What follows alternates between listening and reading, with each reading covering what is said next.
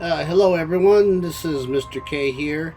Today we're going to talk a little bit about World of Tanks and the game War Thunder. I started playing World of Tanks, so my son introduced me to my younger Mr. K, who's holding the camera.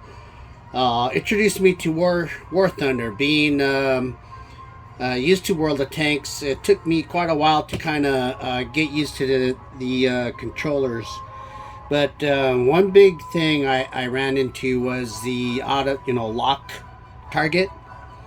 I also wanted to show you some things here that make it easier for you World of Tanks console players. But if you can see here, this is the PS4 edition of War Thunder. Now to take care of your let's see, your target lock issue, where you're playing and then you're concentrating on getting a particular tank through your gun sight, and like say a plane flies by or something, and then it's all out of whack. And I looked on online, I couldn't find anything, but through trial and error, I got some suggestions to do. Now we're gonna deal specifically with ground vehicles here on War Thunder. Now, if you look at the screen here, as you can see, I started playing with this, but I wanted to share a little info that might help you guys.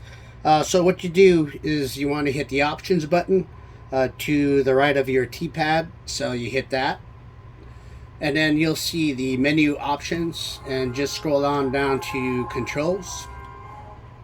Now, the one thing about controls and stuff, you have a whole slew of options here that can seem pretty intimidating if you don't know to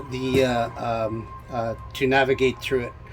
But I'll show you how I set it up to where the controls feel pretty similar to World of Tanks. So the first thing you want to do, if you look up here on the menu up here, look at my mouse cursor, you can see aircraft, helicopter, ground vehicles, naval, common, spectator.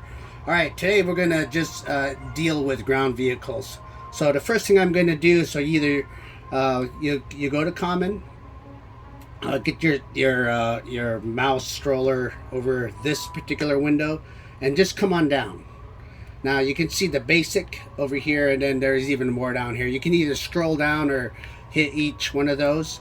But the lock target one, that seems to give everyone a problem, at least for us console guys, PS4 guys, is if you look here, lock target button. Now you can change these to what do you want. But if you want to get it similar or close to World of Tanks, on World of Tanks you got the auto aim button, which is actually your R1, or your right one. So you can go ahead and, looking at the instructions, you will go ahead and remove the binding by delete. That's just saying deleting it by pressing R3. Alright, and then you want to assign the button, so you press X. And we're going to do lock target. I'm going to assign that to actually R1, so sort of like auto aim. Now you'll have a prompt that says it's already assigned to drop a bomb, and instead of replacing it or canceling it, just go ahead and add that. Now if you replace it, you're going to run into some problems, so just hit add. So right now you have lock target as R1. Okay, when I find out when I'm playing the game, when I'm backing up, you'll back up a lot. And oh my god, I'm getting hit, and I tend to hit L3, and then the menu will pop up, and then you just die. I would suggest taking this off. It helps me a lot. You can come back and reassign it to some other button, but I find it easier just to, when you're starting off especially, just to go ahead and delete. So we're going to remove the binding, and we'll call that good. Alright, so as you can see, as I scroll down, you can see it goes to each particular view, artillery or interface, and you can actually see more options. Now, of course, to make it simple, we're just going to stick with kind of getting your buttons similar to World of Tanks. And helping you with the that annoying auto lock or lock target button from locking onto like planes flying by. So from common, we're going to go back over to ground vehicles. Now in ground vehicles, you'll have your quick settings, which is up on top, your movement. Now let's see. In World of Tanks, you have these two. We have what we have is the cruise button. Now, I really like that cruise button. But in War Thunder, I found that it doesn't really cruise, so you have to actually use your L3 button quite a lot. So I'll leave these alone. So we're going down to weaponry. Now, if you notice, you see the R2 button. It's very similar to World of Tanks, so you actually fire from R2. We're going to leave all those alone. Now, smoke grenades. In World of Tanks, we use our R3 button to get our crosshairs closer, or zoom, right? So you obviously need to get rid of that. So we're going to remove that one, and we're going to leave it alone. Okay, now you can assign your smoke to your smoke grenade to something else later on,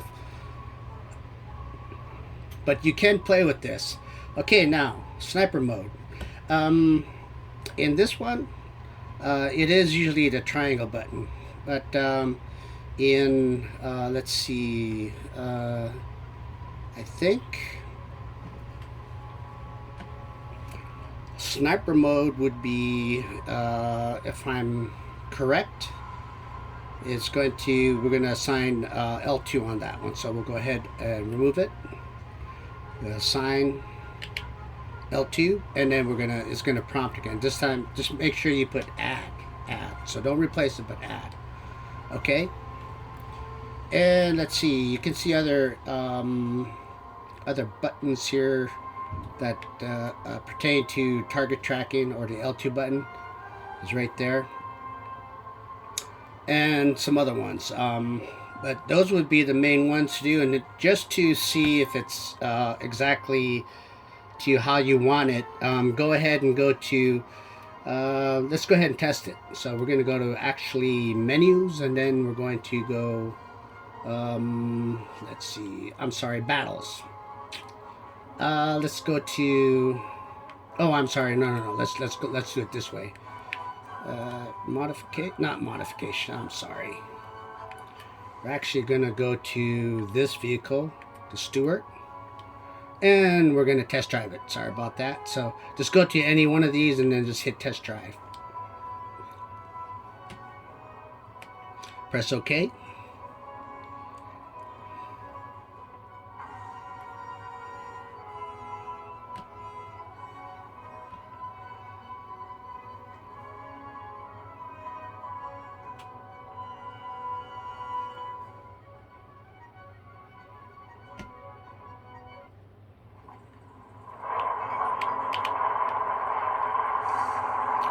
Okay, now we got it. See, the tracking button would be like in your World of Tanks, your R1, right?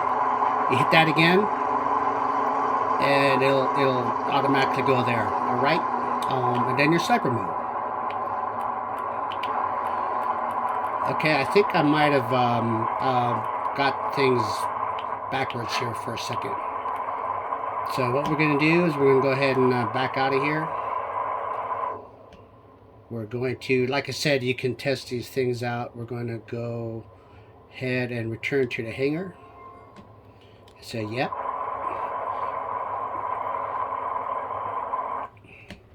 So this is how you actually check out the vehicles. I wasn't too sure about the zoom and sniper setting here, but I got those backwards. So what you can do is just go back and change them. So what we're going to do is we're going to go ahead, go to menu, back to controls. We're going to go back to common. All right, lock target. We're going to keep R1 on there. So R1 is the correct one. And ground vehicles. Made a mistake in picking sniper mode as the L2. So I was wrong. We're going to go ahead and remove that. Assign it. and we're going to go to R3. Boom. All right. Very good. So let's see. Zoom camera.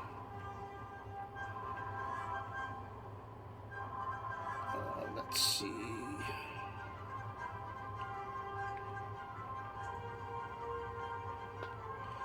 And I think that will do it. Let's try it one more time. So to each, whatever vehicle you want to test out, go ahead and hit the vehicle, hit test drive, and press OK. It'll give it'll be about a minute or two to load up.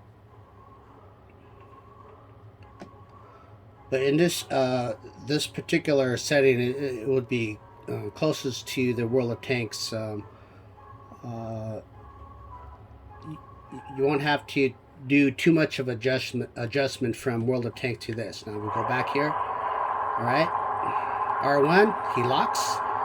Okay, and then R3. There it is.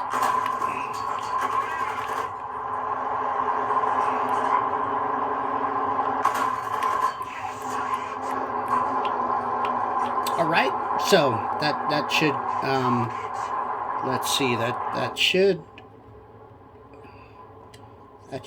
help. I hope. I hope this helps any number of you guys.